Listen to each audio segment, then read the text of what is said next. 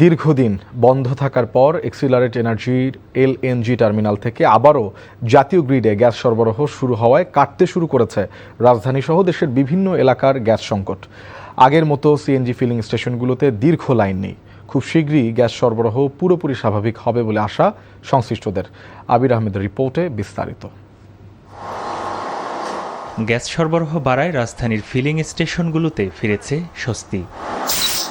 অধিকাংশ স্টেশনে এখন তুলনামূলক কম সময়ে মিলছে গ্যাস। আগের মতো দীর্ঘ লাইন বা ঘন্টার পর ঘন্টা অপেক্ষার চিত্রও নেই। গতকালকে আমি 2 ঘন্টা দাঁড়িয়েছিলাম, আজকে কিন্তু দাঁড়িয়ে থাকতে হয় 2 মিনিট লাগছে। হওয়া অবস্থা একটু ভালো আছে, আজকে আর কোনো সিরিয়াল পাই না। আয়া 2টা গাড়ির পরে ঢুকে গেছে পাম্পে। আজকে আইসে এখনই গ্যাস পাইতেছি, ভালো লাগছে। গতকালকে একটু অনেক সিরিয়াল ছিল। ভোগান্তি কমায় ফিলিং স্টেশন কর্তৃপক্ষ সন্তুষ্ট। গতকালকে রাত্রে থেকে গ্যাসের চাপ বাড়ছে, যার ফলে আমরা গ্যাস সঠিকভাবে কাস্টমারকে দিতে পারছি। গ্যাসের চাপ ঠিক আছে, গ্যাসের চাপ বাড়ছে, 200 পর্যন্ত উঠতেছে, কিন্তু গাড়ির চাপ কমে যাওয়ার কারণ মনে করেন যে আসার মাত্র হয়ে যাইতেছে। বসতবাড়িতে গ্যাস স্বল্পতায় টানা কয়েকদিনের ভোগান্তিও কমতে শুরু করেছে। গ্যাসের চাপ বাড়ায় রান্নার কষ্ট কমেছে, দুর্ভোগ কমেছে গৃহিণীদের।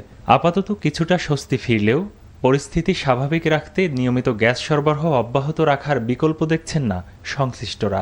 দেশি বিদেশি যে বিশেষজ্ঞ বা এক্সপার্টগণ কাজ করছে, তারা আশা করি খুব দ্রুতই যে টার্মিনালটি পুরোপুরি চালু করা সম্ভব হবে, এবং টার্মিনালটি পুরোপুরি চালু করা সম্ভব হলে কয়েকদিনের মধ্যেই গ্যাস সরবরাহ পুরোপুরি স্বাভাবিক হবে।